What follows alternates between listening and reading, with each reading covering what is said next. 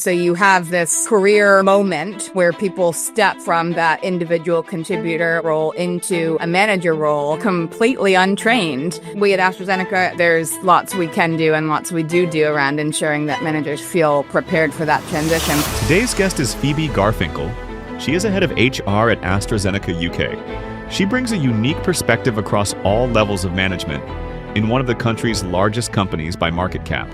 Previously, she led talent and development for the biopharma division, giving her the ideal background to discuss the role of mid-level leaders today. So some managers will get off of a difficult conversation and say, gosh, I really got that wrong. Others will get off of a difficult conversation and think, gosh, I did a great job. And the employee might be leaving feeling the exact opposite. I think there's real risk in inexperienced managers leaning too heavily on the coaching side because they then miss the opportunity to be directive against expectations. And certainly at AstraZeneca, we're really focused on the skill of coaching for our middle managers as a way of engaging and driving performance and even having difficult conversations. So how do you go about that, trying to develop the skill set within people who are already in the role? If there are special ways that you use within the organization that tries to enable that? I can tell you about what we do at AstraZeneca. There are a couple of things. The first is not an easy one.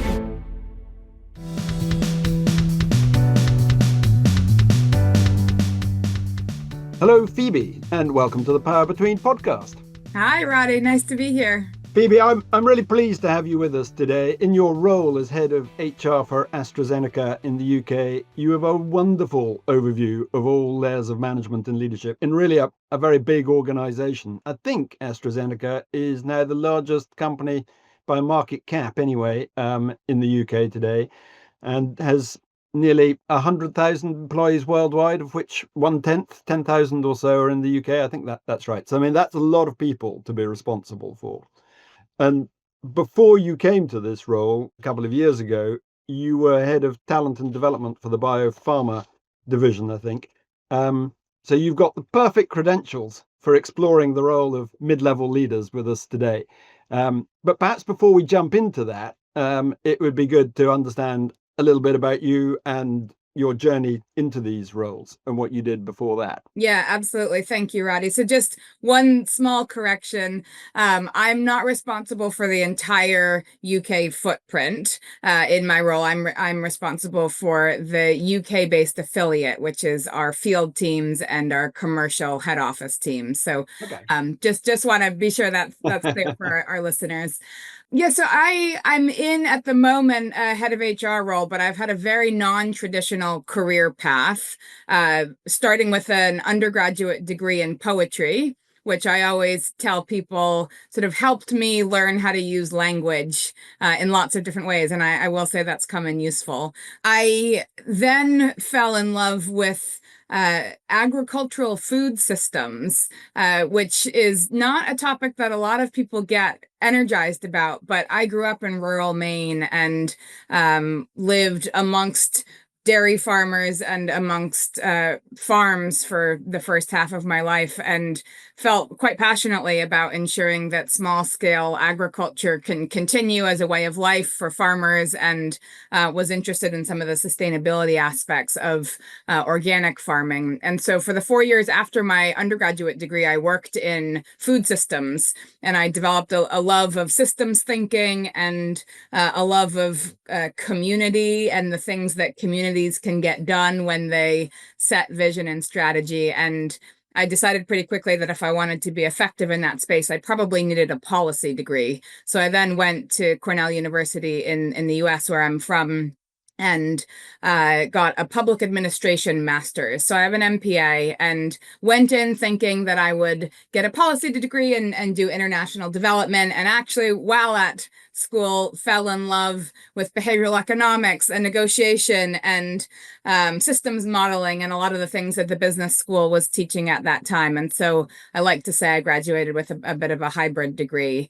And after that, speaking really honestly, needed to pay off some school loans. So I went into private consulting, and I was quite lucky to get a job as strategy and operations director. And I got a real front seat view on what it takes to run a professional services firm, how we look at middle management in those firms, the role of leadership in those firms. And after that, moved abroad, which I've been abroad since, and did a organizational development director role for a global nonprofit called Teach for All, which is focused on education equality. And in that space, Roddy, I got to really see a huge amount of cultural breadth and depth in the way that organizations work. I was the portfolio director for Europe, which meant that I was consulting and advising with the C-suite of just over 20 European-based organizations on high-performing teams, recruitment, retention, leadership development, etc.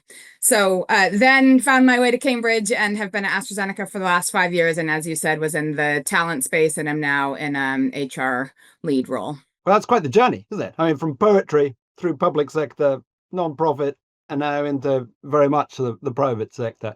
And of course, you left out there perhaps the most important part, which was your executive coaching credentials, which is where we ran into each other for the first time. But I think you said you've taken that forward now, and you're now an accredited certified coach, isn't it? Yeah, and that was such a pleasure to do that experience together during COVID when we were all online.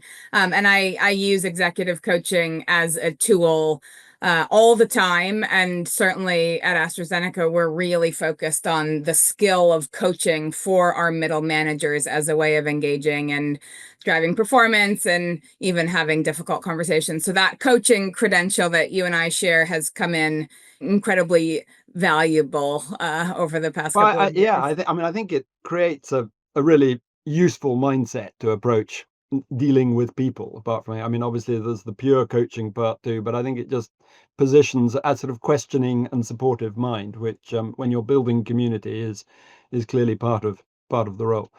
Looking at AstraZeneca and your responsibility now, is there a clear sort of view around the role of mid-level leaders, mid-level managers within the organization and how they need to progress? I mean, obviously not everyone can get to the top of the tree, so there are interesting tensions in there. Is that something that you actively sort of have to consider and strategize around? Absolutely. I think that we are not unique as a company in as much as we put an enormous amount of thought and energy into the question of how do we support our middle managers? And the reason we do that, again, is not unique. I like to say that all paths lead back to the middle manager. When we think about some of the central requirements of managers, they need to lead performance, they need to deliver exceptional employee experience, they need to shape culture, they need to do all the back end admin, they need to reward performance, all of that. And those are not skills that are usually the reason that managers get promoted to management positions. So I think you and I chatted a little while ago, the whole concept of being promoted to a manager is both a blessing and a curse. Most often people who do get promoted to a management role, they get promoted because they were excellent at the technical delivery in their previous role. And almost always the skill of management was not included in their previous role. And so you have this, career moment where people step from that individual contributor or team collaborator role into a manager role completely untrained. And there's lots we can do and lots we do around ensuring that managers feel prepared for that transition. But I think in general, it's a shared experience for middle managers to find themselves in a job that they didn't really know they'd be doing and weren't really trained for.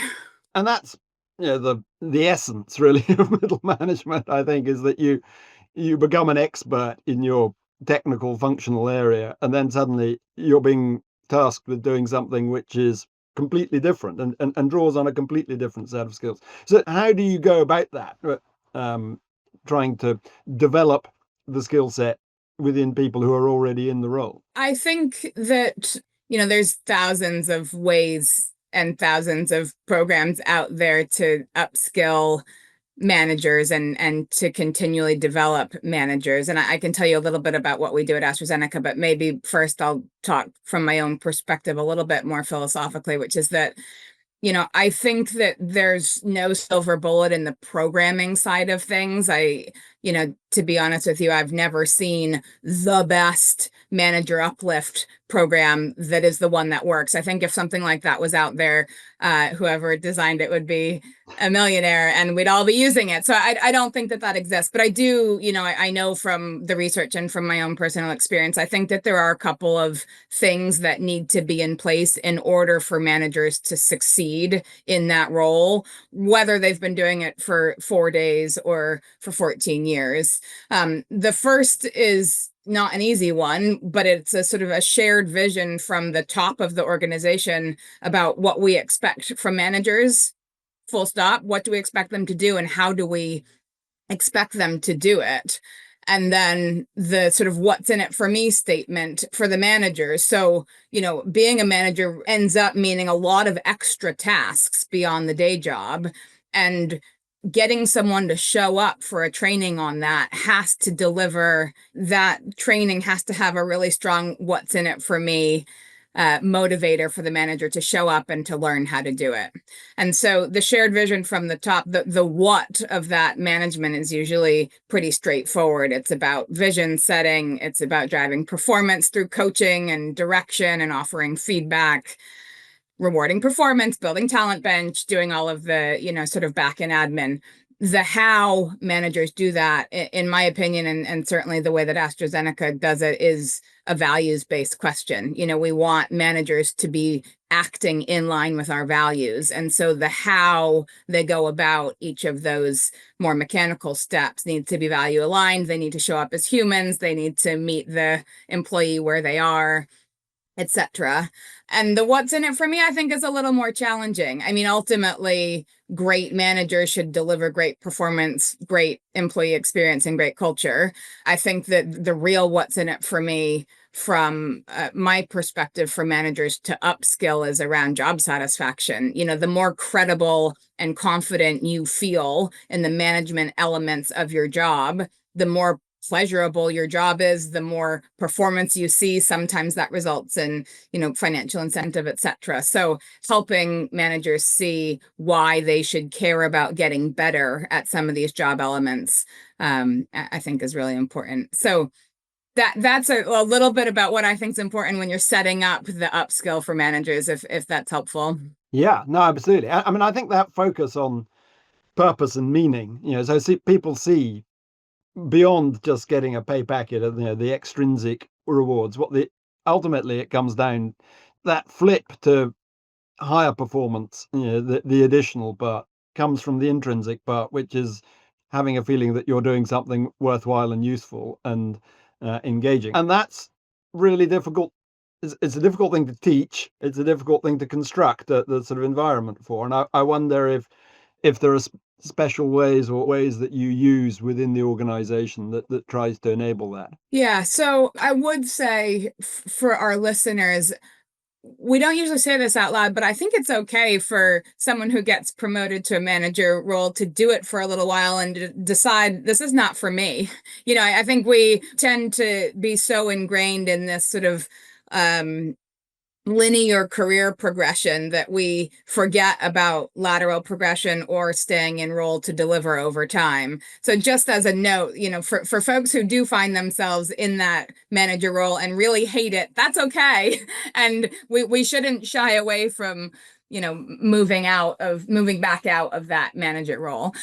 For the folks who either don't feel they can leave it or really love it and want to get better at it, I do think it requires sort of constant refreshing of skills, and organizations who are lucky enough to be resourced to provide those skills usually go about it in a fairly similar way, which is first an onboarding for new managers, which sort of clarifies expectations of manager role, gives really important signposting to the resources that exist around.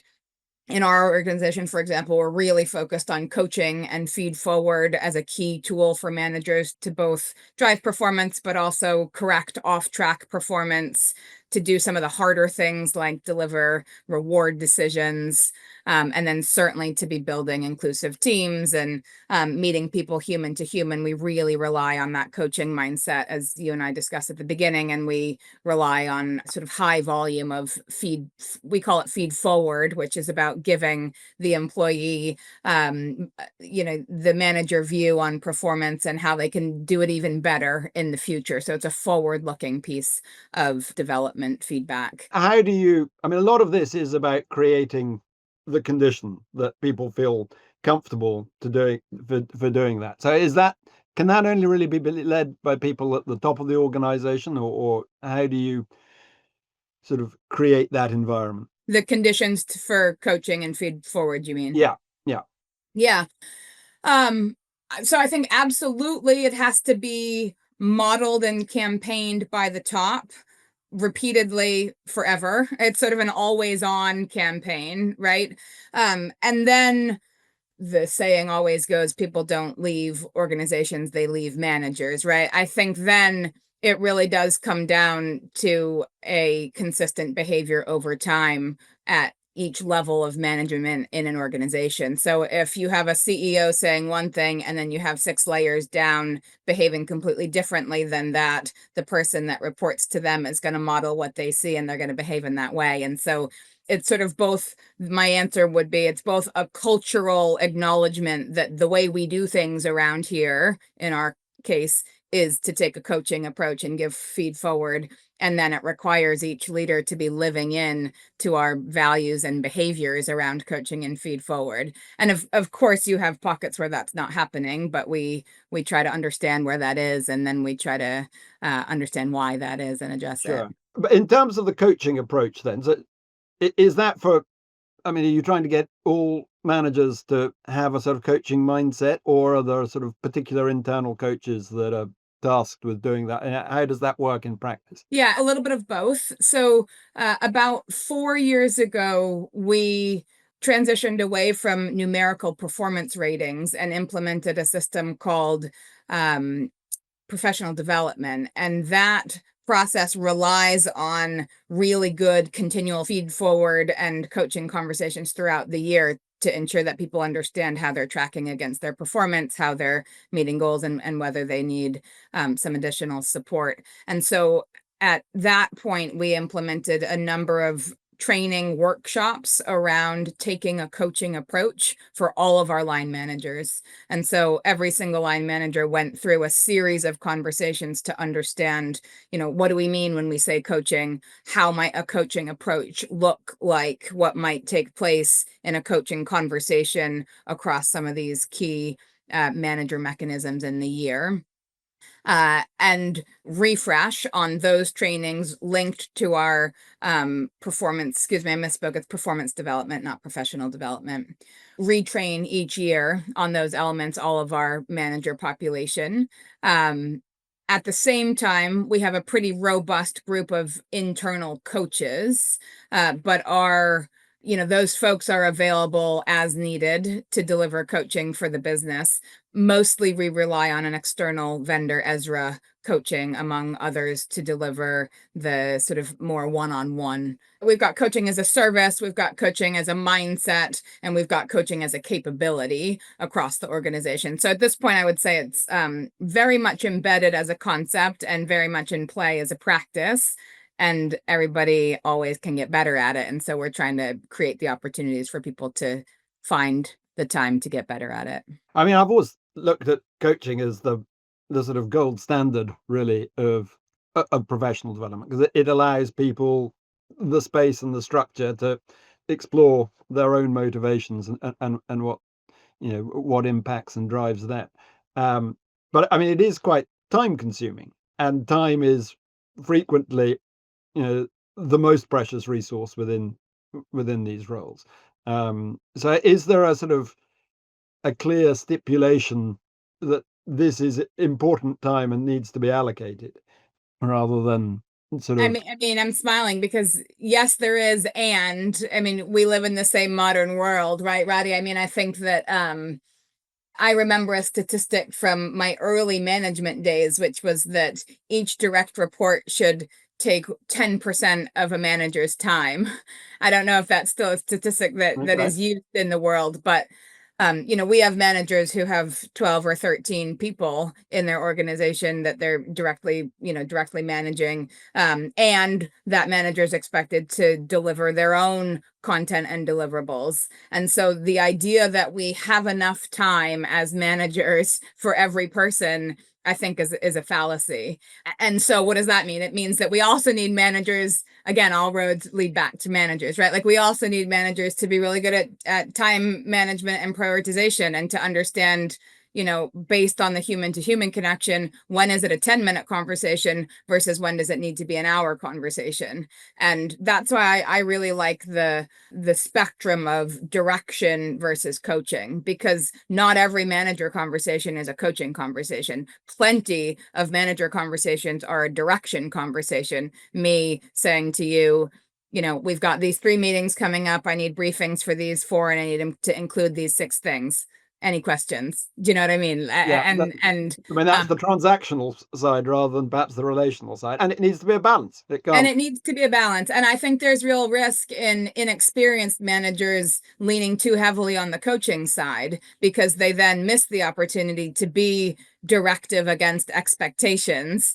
And that's where you get yourself into potentially a performance issue, which then becomes potentially difficult to correct. Yeah, I think that's really key. And lots of people in the leadership and development world, learning and development world, are so focused on trying to create this relational, collaborative, supportive atmosphere because it is generative, generally, of better output and performance, that it militates against the transactional part. And at points, you need to have those transactions, and it's really key that people can play both sides.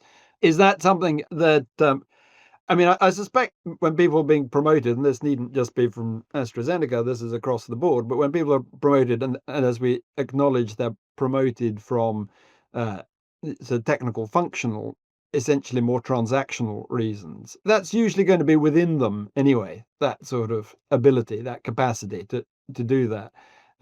So yeah, it's going to be who is there sort of to guide and mentor each person through whether they're playing it properly or not. Yeah, I think it's really an individual learning curve. I think managers are human, and humans have varying levels of self-awareness. And so some managers will get off of a difficult conversation and say, gosh, I really got that wrong. Others will get off of a difficult conversation and think, gosh, that I did a great job. And the employee might be leaving feeling the exact opposite. And so it's we can't be in every conversation ensuring that our in particular our newer managers are getting it right, but what we try to do is to give enough clarity to managers about the moments that matter. That's language that we use, and I really like. The moments that matter, when managers need to be engaged with an employee and focused on a specific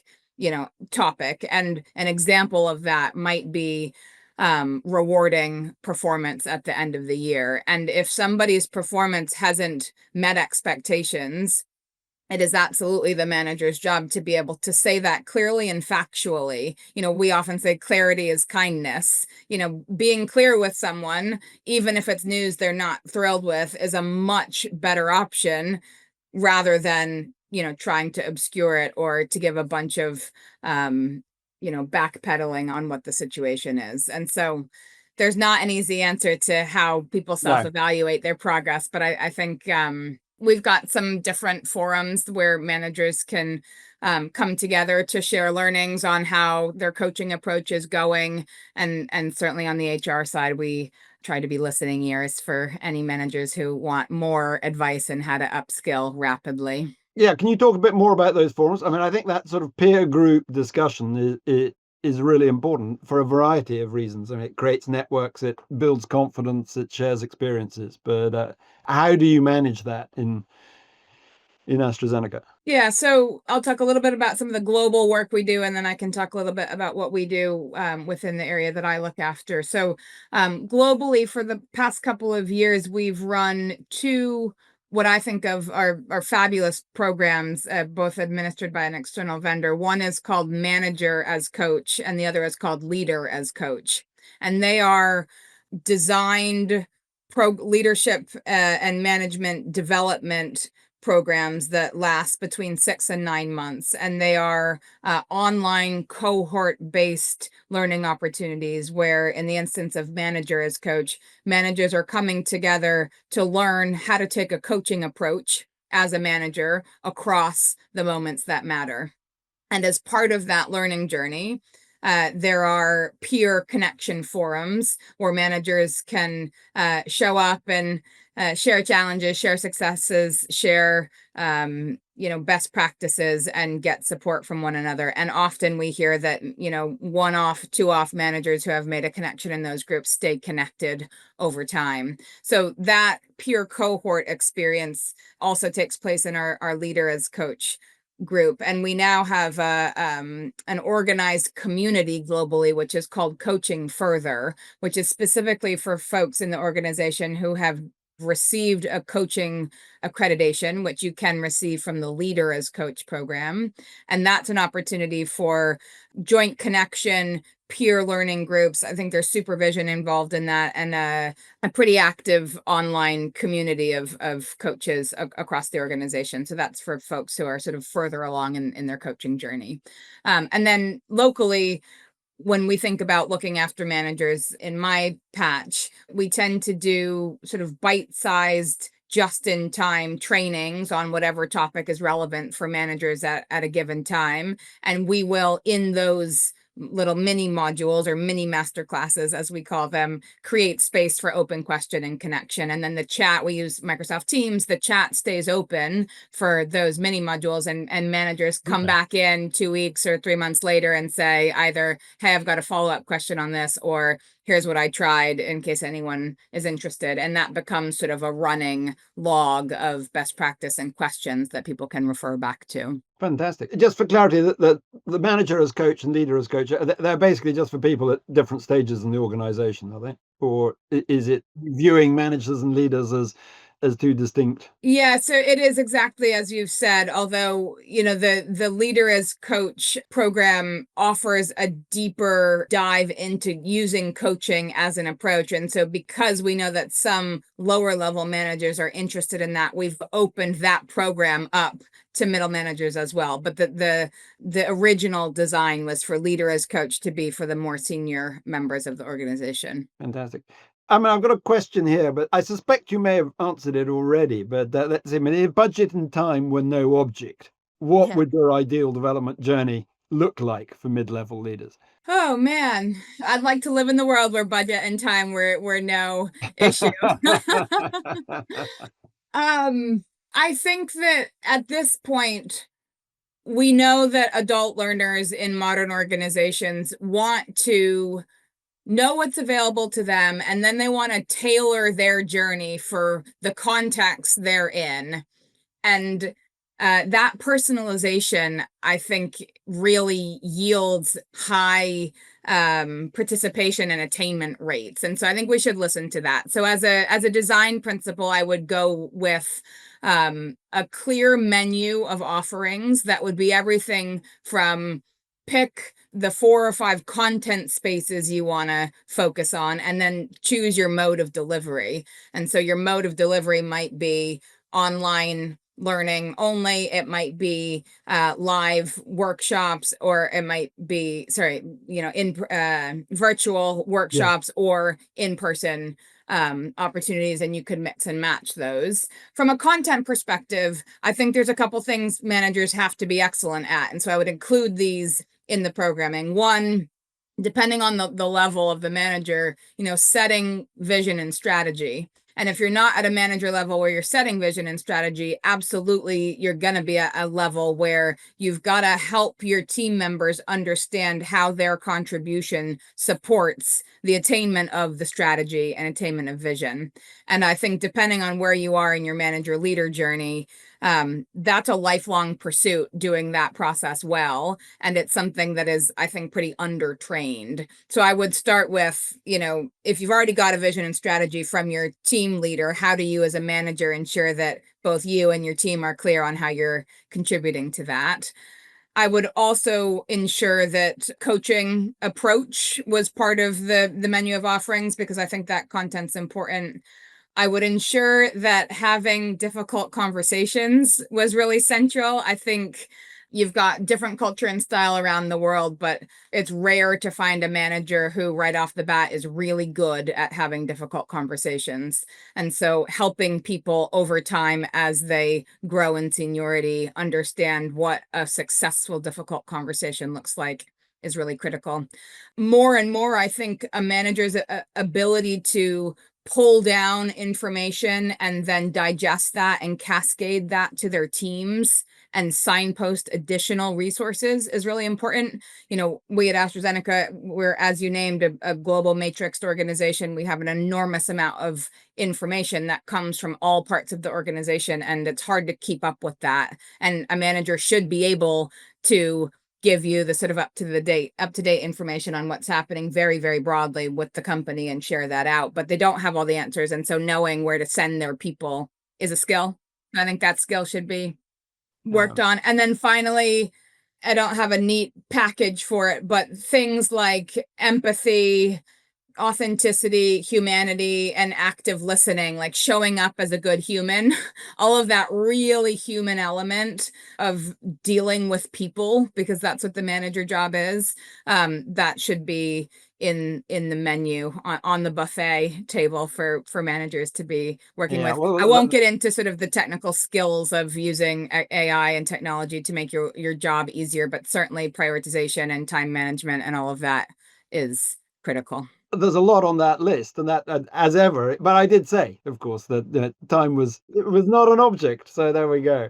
We're almost out of time ourselves, but I just wonder, from your experience of various other organizations too, I mean, obviously you're now working in a very large organization with lots of resource and lots of structure in place, but in smaller organizations, would you have any advice for them on what areas perhaps to focus on, given that more limited set of resources and structure? Yeah, I think, the basics remain the same regardless of how large or small your organization is, which is that you need excellent managers in the moments that matter. And so every organization should be clear on what are those moments that matter. That if you Google that, it's a standard concept that comes up. But, specifically, I think hiring, really important for managers to be good at hiring if they're in a position where they're hiring, which usually they are. And that in its own can be a full-time job.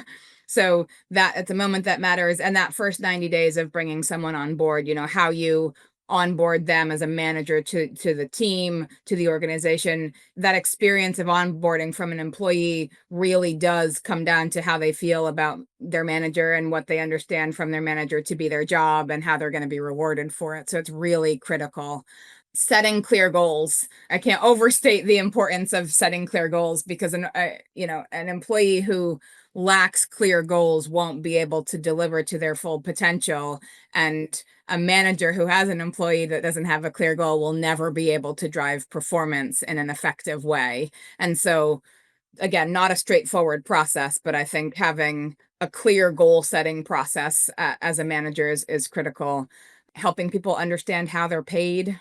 Really critical. Pay is emotive and people care. And so being able as a manager to clearly say, here's what you're paid, here's why, here's what it would take for you to get a promotion, here's why you're not going to get that promotion you've just applied for. Having straight conversations, that's the difficult conversation piece. Actually, it is about knowing when the to embrace the difficult conversation early on, rather than when it's reached a crisis. Yeah, absolutely. And again, clarity is kindness, right? Usually managers know before the employee asks what their opinions are about that sort of thing. And it feels easier in the moment to not share, but actually empathetically sharing and compassionately having the conversation is always a better option. It's a harder option, but it's a better option. And then I guess the last thing I'd say, even in my time over the last 5 years at AstraZeneca, I think if we look around in the world of work, the importance of well-being and the importance of managers understanding what their role is in employee well-being is critical. And organizations will have different philosophies on what manager responsibility is in that space. But, we need to protect our managers from becoming therapists and counselors and psychologists, because that's not the job they've been hired to do. We also need to ensure our managers know when to spot something that's not quite right with an employee. And that's nuanced and does take attention and training. And so I think that's the last thing I'd add, Roddy, for organizations, even someone who's only an organization of 3, where you've got one manager managing 2 other people. They should understand how they want to approach that well-being topic as a manager. Superb.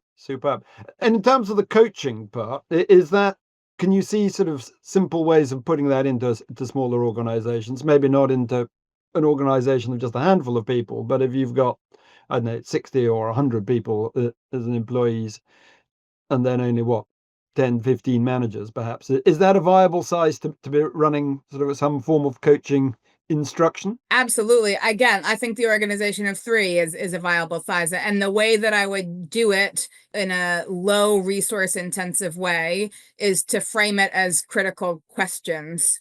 So if you can arm the manager with, let's say, 5 critical questions to ask, it's that ability to question and then actively listen that is the foundation of coaching. And so if, without rolling out any sort of formal coaching programming, you could, for managers, say, we want you to be really focused on asking these questions and actively listening. And here's what delivery of those questions might look like. And here's what active listening might look like. And an example of a question might be to say, Roddy, I've just seen you give that presentation. I know you worked really hard on it over the past couple of months. How do you feel it went?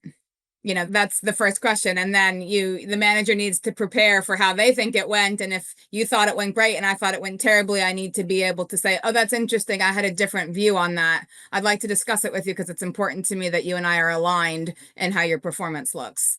And so it's that capability building, which it doesn't have to be complicated or expensive, but it does have to come from the top and be supported by everyone who's in the manager position. Fantastic. I mean, I think that's a perfect place to draw it to a close, but it doesn't need to be complicated or expensive, but it does have to be done.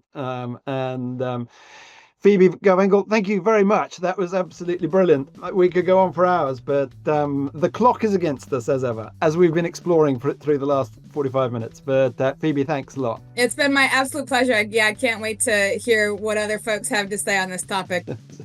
Thank you. Thank you.